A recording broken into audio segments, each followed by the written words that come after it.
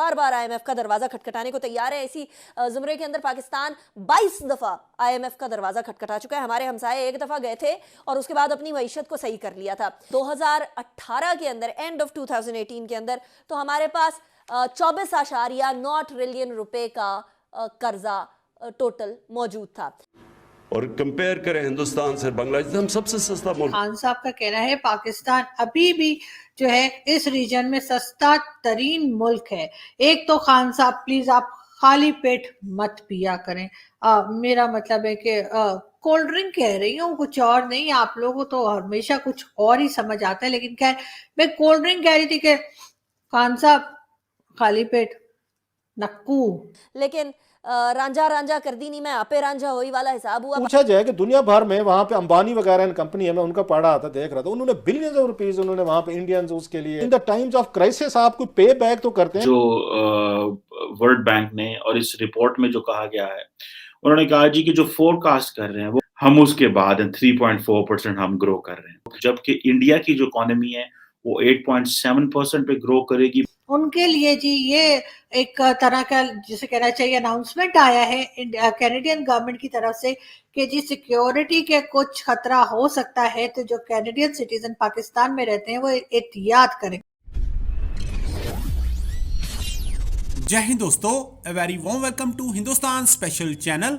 विश्व बैंक ने साल 2021-22 के लिए भारत की आर्थिक वृद्धि दर 8.3% रहने का पूर्वानुमान लगाया है, जबकि एनएसओ ने वर्ष 2021-22 के लिए आर्थिक वृद्धि दर 9.2% रहने का अनुमान लगाया है।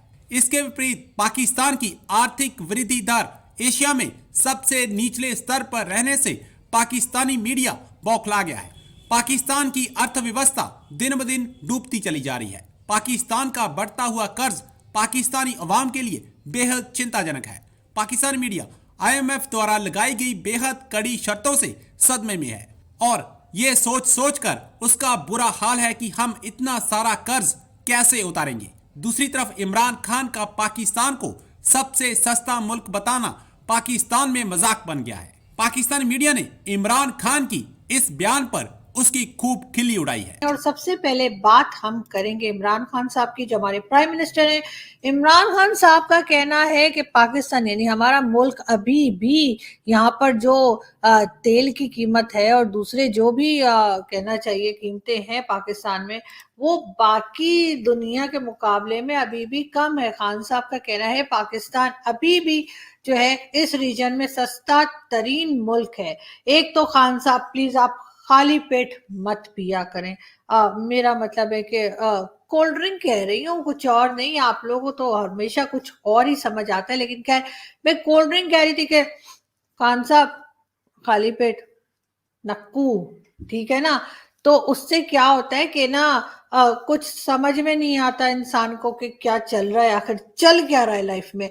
तो बिल्कुल खान साहब ने एक तो ये स्टेटमेंट दे दिया, लेकिन खैर हम आगे बढ़े, हम आपको बताएं कि जी मरी में जो कुछ हुआ, जिस तरह से लोगों की जानें गई, जिस तरह से हमारी गवर्नमेंट ने कुछ नहीं किया और उसके बाद जो है लोगों ने बहुत शोर मचाया, तो इन सारी न्यूज के आने के बाद प्राइम मिनिस्टर और उनके दूसरे मिनिस्टर्स, उनके एडवाइजर्स, उनके स्पोक्स पर्सन या किसी के भी शर्म से डूब मरने की खबर गलत है। सब लोग बिल्कुल खैरियत से हैं और जिंदा बिल्कुल ऐसे बैठे हुए हैं जैसे कुछ हुआ ही नहीं। तो इसलिए किसी को भी घबराने की जरूरत नहीं है। लेकिन हाँ, ये जरूर है कि कनाडा ने अपनी एम्बेसी को कहा गया है, यानी कैनेडियन गवर्नमेंट की तरफ से यहाँ पे जो एम्बेसी है पाकिस्तान में कनाडा की, उनके जो यहाँ पे सिटीजन्स भी रह रहे हैं कैनेडियन, उनको कहा गया है कि जरा एहतियात के साथ घूमा फिरा करो पाकिस्तान में। उन्होंने ये कहा है कि जी सिक्योरिटी के कुछ उनको डर है और इस वजह से ये बताया गया है अपने सारे कैनेडियन सिटीजन्स जो पाकिस्तान में रहते हैं उनके लिए जी ये एक तरह का जिसे कहना चाहिए अनाउंसमेंट आया है कैनेडियन गवर्नमेंट की तरफ से कि जी सिक्योरिटी के कुछ खतरा हो सकता है, तो जो कैनेडियन सिटीजन पाकिस्तान में रहते हैं वो एहतियात करें। शेख रशीद साहब ने कहा ऐसे तो कोई भी बात नहीं है जी, बिल्कुल खैरियत है और कोई ऐसा खतरा नहीं है, ना कैनेडियन को ना ही श्रीलंकन को। बिल्कुल जी, अब शेख रशीद साहब से बेहतर कौन जानता होगा कि पाकिस्तान में सिक्योरिटी का तो कोई डर है ही नहीं।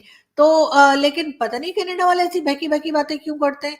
मगर खैर हम आगे बढ़ते हैं जी, हमें क्या, हमें तो इस तरह की बातें करने की आदत कोई नहीं है जी। मैं तो किसी के बारे में कोई भी स्टेटमेंट नहीं देती। आपने कभी देखा है मुझे किसी के बारे में बात करते हुए? टोटल लोन हम लोगों को जो इस बार मिलना था वो था $6 बिलियन, 3 साल के अंदर मिलना था हम लोगों को। अभी तक अब जो ट्रांच आएगी उसके बाद $3 बिलियन मिलेंगे। और मसला ये है कि पाकिस्तान को इसके साथ साथ जो IMF के पैसे दिए जा रहे हैं उसके साथ साथ बहुत सारी भारी शराइत का सामना भी करना पड़ता है, जिसके अंदर अभी स्टेट बैंक की ऑटोनॉमी की बात हुई, जिसको कुछ सोर्सेज के थ्रू हुकूमत और वजीर आजम साहब को भी बहुत पसंद नहीं आई है कोई स्टेट बैंक की कंप्लीट ऑटोनॉमी। पहली दफ़ा पाकिस्तान तकरीबन अपने बनने के 11 साल बाद IMF गया था 1958 के अंदर। उसके बाद से अब तक हम IMF के जाल के अंदर फंसे हुए हैं। अगर हम लोग 2008 की बात करें, जब पीपल्स पार्टी की हुकूमत शुरू हुई थी, तो उस टाइम पर हम लोगों के ऊपर टोटल लोन था $3 ट्रिलियन का। एंड ऑफ 2013 यानी जब PMLN की हुकूमत शुरू हुई थी तो उस टाइम पे 14.2 ट्रिलियन रुपए था।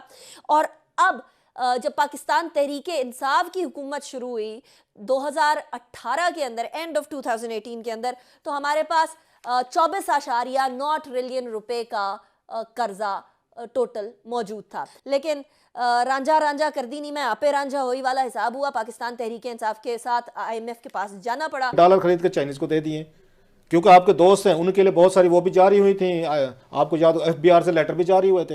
ये तो डायरेक्ट हो गया ना टैक्स। इनडायरेक्ट भी इतने ज्यादा जो हैं वो मैं कह रहा हूँ। इनसे पूछा जाए कि दुनिया भर में वहां पे अंबानी वगैरह कंपनी है, मैं उनका पढ़ा था, देख रहा था, उन्होंने बिलियंस ऑफ रुपीज उन्होंने वहां पे इंडियंस उसके लिए, वो भी बिजनेस में करते होंगे, 2 नंबर, सारे बिजनेस मैन मोस्टली करते होते हैं, लेकिन कुछ तो in the times of crisis आपको पे बैक तो करते।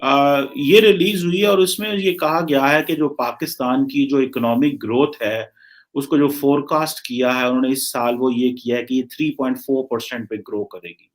और 3.4% का मुराद ये है कि पाकिस्तान की जो इकोनॉमी है वो इस खिते में जहाँ पे हम बैठे हैं, जहाँ पे इंडिया, अफगानिस्तान, ईरान को भी ले लें, या श्रीलंका, मालदीव्स, नेपाल, या सार्क ममालिक को ले लें, तो पाकिस्तान की जो इकोनॉमी है आफ्टर श्रीलंका, यानी कि श्रीलंका बस हमसे जो है वो मेरा है 2 पॉइंट समथिंग पे ग्रो कर रहा है, ठीक है जी।